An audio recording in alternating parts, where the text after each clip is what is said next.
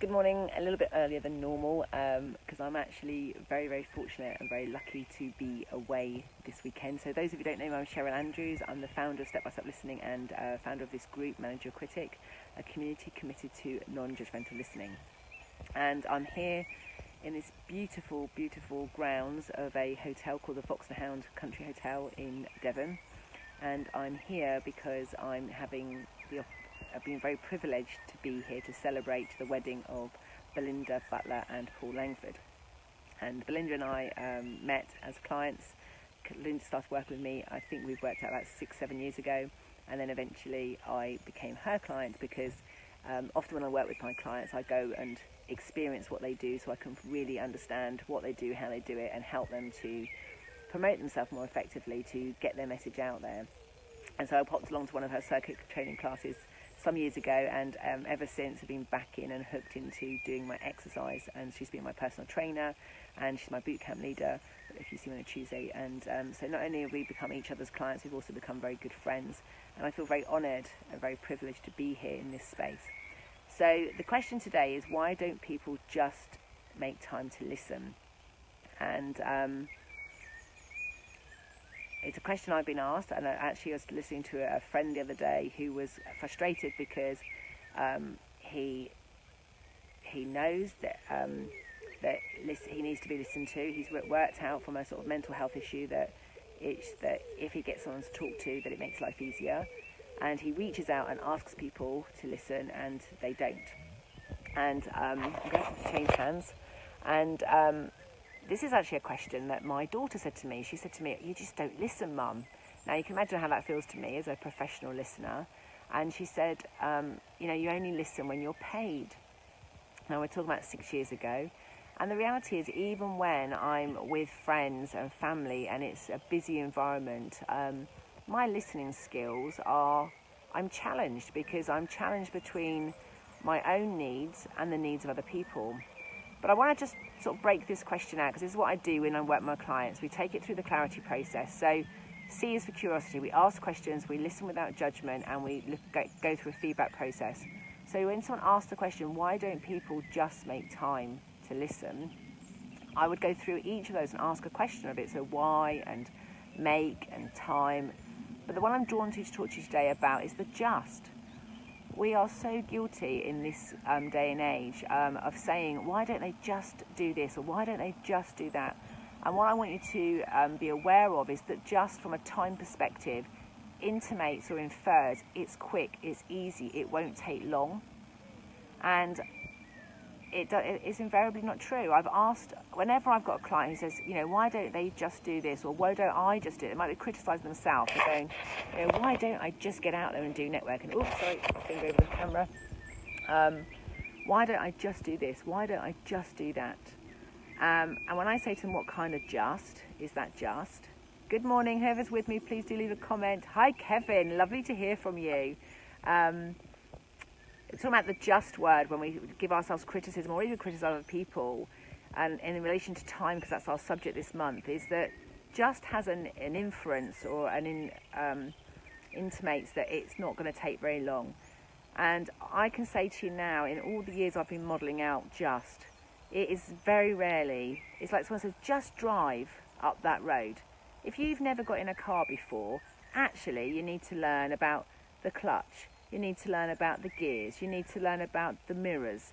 You need to learn about, lifting the clutch off, or if you've got an automatic car, just like this week, a couple of weeks ago, we bought a new car, and it's an electric car, and it's keyless, and I was sat on the drive for 15 minutes and couldn't even get out, and before that, I would have just driven off, and actually, I had to relearn how I start a car, and it had to be new. So, it is gorgeous. Those who can't see it, Kevin's just put "Loving the Bird Song." In fact, there is a part of me that just says, shall I shut up? Shall I just listen? It's just gorgeous here. And they've got, I haven't found it yet, but there is a tree house in the grounds of this hotel, which I know that Paul and Belinda are going to be having for their honeymoon night. And it's just exquisite. I've seen the photographs on the website. But yeah, it's perfect. So sorry, slightly distracted. So why don't we just listen? Because it's a two-way engagement, isn't it? It's because we're, and I put in the book, I talk about, because when Mark, I think I was complaining, or not, I was complaining to my husband for not listening, and I basically said to him, why don't you just listen? And so I think he said, well, what kind of listen? And I was like, oh yeah. And when I mapped it out, there were 7 kinds of listening. So sometimes I want him to just let me download and have a moan, and I don't want him to suggest things to me. I don't want him to tell me what I should be doing or whatever. I just want to have a bit of, there's been a whole lot of commotion going on in my head. I've had loads of things triggered emotional feelings. I haven't had time to process it. I've been listening to people, and then maybe my children have asked me something, or I've seen something on Facebook, and various things have happened. GTPR's been playing on my mind for the last couple of weeks. I'm doing some new training courses at the moment, online training, so I'm having to learn new stuff. We've had a car that I had to learn, just got a new phone. Like, it just feels like I've got loads to learn. And sometimes when I want to just be listened to, I don't need to be even asked loads of questions. I don't want an opinion. I don't want to be challenged on what I'm thinking. I don't want to be told I'm not making sense. I just want to get it out of my head. So the kind of listening I want is for someone to sit there going, and not say not very much at all. Other times I want questions so that it slows my thinking down. So it's my clarity kind of listening. I want people to ask me questions that go, so what kind of listening is that? So I stop and think about what I'm saying, and I get clarity of what I mean by what I'm saying. Other times I'm talking because I actually want the other person to do something. So I don't want them to give me a list of things about how I could solve it, because actually I have no interest in actually solving it. So I might talk to Mark about my laptop and go, it's doing this and this, and he'll go, well, what you need to do? I'm like, I don't want you to tell me how to do it. I want to tell you what the problem is so that you do it. So I want to delegate it to you. So whatever you're talking about, whether it's just drive the car, just clean their bedroom, just go out and network, just go out, be mindful of yourself. If you're criticising yourself and you're using the just one, it intimates from a time perspective that it's really quick, really easy. And you could easily tag on the end, you idiot, or you're so frigging stupid, and you may not be meaning to say it to yourself or other people, but if your self-talk is, oh, I just need to do that, I guarantee that if you get curious about I just need to sort the filing out. I just need to get on and do the sales calls. If it was you'd have done it. Simple as that. So if you're accusing other people of doing be mindful and caring that it's not always just for them. It might be for you. Maybe you've been driving for years. Maybe you've been listening for years. Maybe you've been cleaning bedrooms for years. That actually you have a very simple process or maybe it's not simple, maybe it's a really complex process, but it happens so fast in your head that you don't realise it. One of the examples I talk about in the book is about a sales trainer who I worked with that was really frustrated because he was outsourcing his sales calls, and the company just weren't getting the cold calls, weren't getting the results. He said, but they just have to do this. I've given them so many, I would have got so many results. So when we mapped out how he did a cold call, we had this like big sheet with a real complex flow chart. And so he was checking this and checking that, and he could hear the little click of the door, and he'd know that the PA was in a different office to the boss. He would phone up and ask this information. He was collecting data in all sorts of formats, and he wasn't consciously aware that he did that. He'd lost sight of it. So as a result of knowing it wasn't simply he recognised that if he was going to take on a cold calling company that didn't have the experience that he did, which is 25, 30 years of doing cold calling for companies, but also training it. So therefore he had learnt it to another level. He knew his stuff it was so ingrained in his system that he had now lost the conscious awareness of it. It was just an automatic response. He would need to train those companies because he wasn't going to find somebody with his competence, with his level of experience. So therefore, he was going to have to map it out with them and teach them the process that he knew. So what he actually decided, I'm really aware there's loads of flies down here. So the downside of nature is I'm now itching loads. My head's, hopefully I won't get bitten of spots for later for the wedding. So what he realised is that in that moment when his time was short, is it was actually better for him to outsource something different. Like I think he outsourced the accounting, if I remember, and the bookkeeping. And he went back to doing cold calling in that moment. And then he had to be prepared for the delegation to train them in what he was doing. But now he was consciously aware of how complex it was, so he could just train chunks of it at a time, and gradually over time would improve the quality of the cold calls that other people did for him. So just thinking about that for yourself today is, particularly from a managing your critic, from managing your own self-talk, the criticise yourself, what are you saying at the moment? I just need to do this, or I just need to do that. So it might be GDPR. I just need to get GDPR sorted. Please put down what your justs are for this week.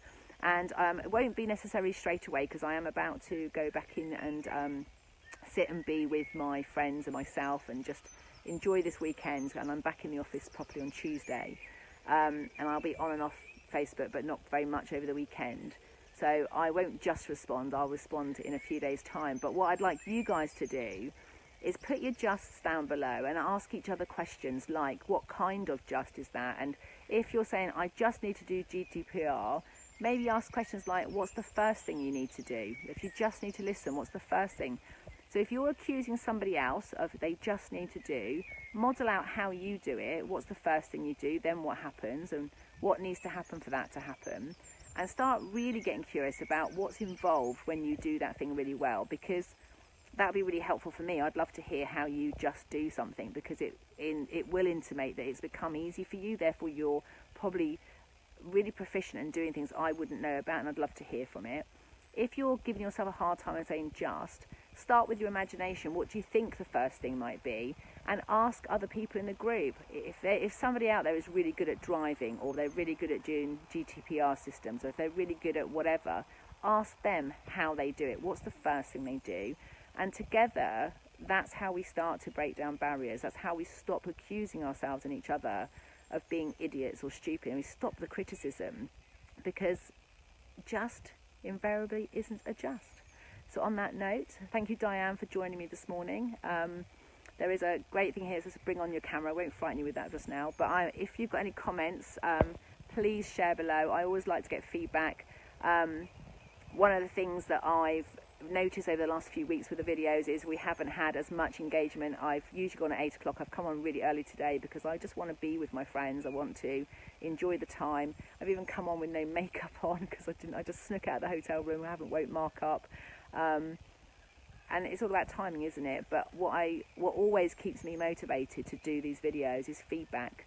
It's feedback from you guys that it's been of value, that the time I've given to it is useful to you. It's useful to me in this particular case because I'm talking about an article I'm writing for the magazine Childless Not By Choice, and the question is, how do the people respond to why don't you just adopt?